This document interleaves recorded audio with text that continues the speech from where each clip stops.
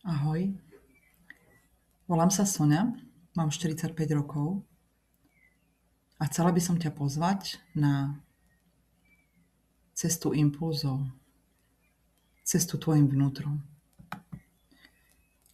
Každý deň vie byť rušný, každý deň ťa sprevádza neuveriteľne veľa situáciami, ktorými sa pozeráš okolo seba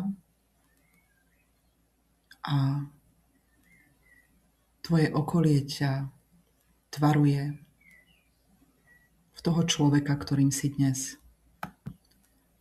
Takto sa vytvára aj tvoja vnútorná energia, ktorá ťa sprevádza každý deň. Pozývam ťa na chvíľku, ktorá bude patriť len tebe. Zhlboka sa nadýchni a vydýchni všetko, čo nepatrí tu, dnes, do tohto momentu. Vyber sa so mnou na cestu myšlienok, pri ktorých okamžite pocítiš úľavu, ak sú to myšlienky, ktoré ti potvrdia každé jedno slovo a každú jednu vetu,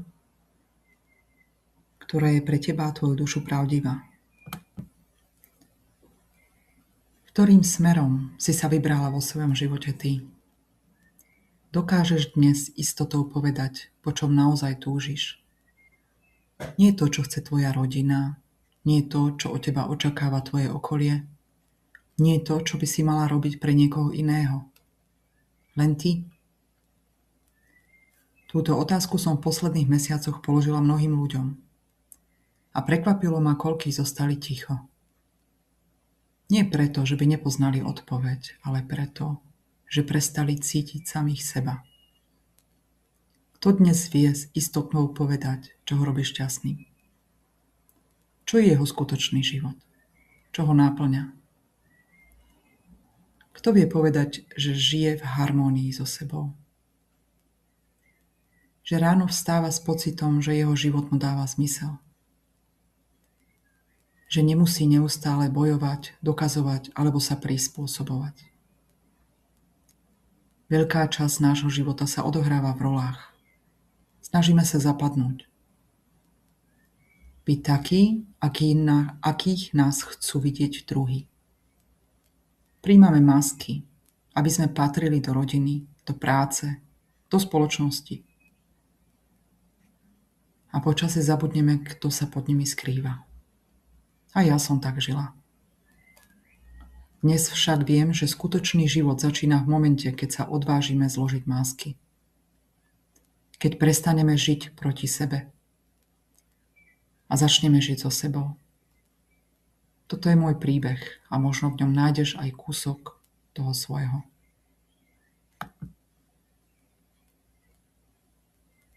Už v detstve som počúvala svoju intuíciu.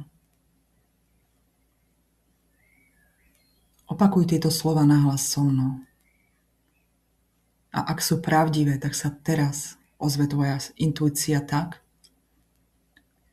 že pocítiš vo oblasti tvojej hrudi neuveriteľnú úľavu.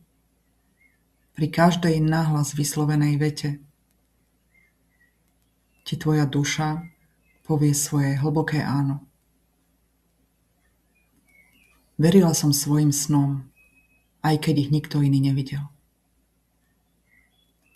Počúvala som hlas svojho srdca a ten ma nikdy nesklamal. Už vtedy som vedela, že som výnimočná, presne taká, aká som. Som hodná lásky a nemusím nikomu nič dokazovať. Som milovaná, som bezpečná, som dosť. Dôverujem sebe a tomu, čo cítim vo svojom vnútri. Moja intuícia je môj dar.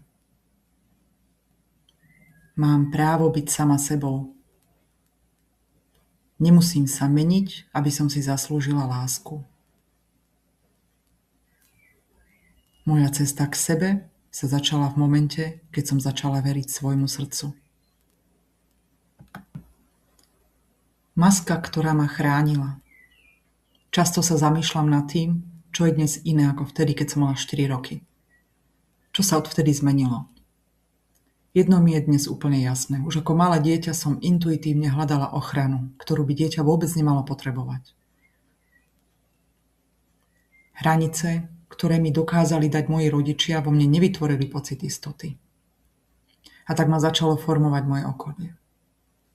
Veľmi skoro som pochopila, že keď som milá, usmievam sa a plním očakávania druhých, ľudia ma prijímajú. Sú ochotní so mnou komunikovať a byť pri mne.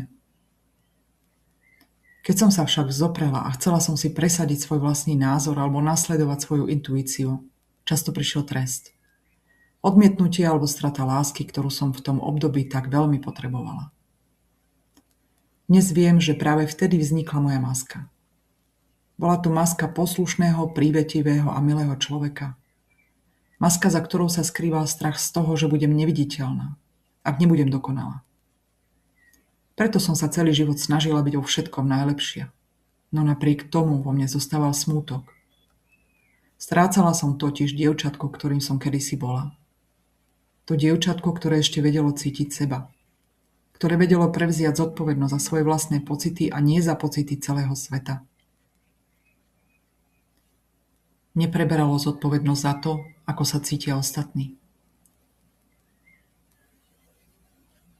Moja prirodzená láskavosť, úsmev a žiariace oči dokázali robiť ľudí šťastnými už vtedy. A práve to dnes nachádzam znovu. Nie ako masku, ale ako svoju autenticitu.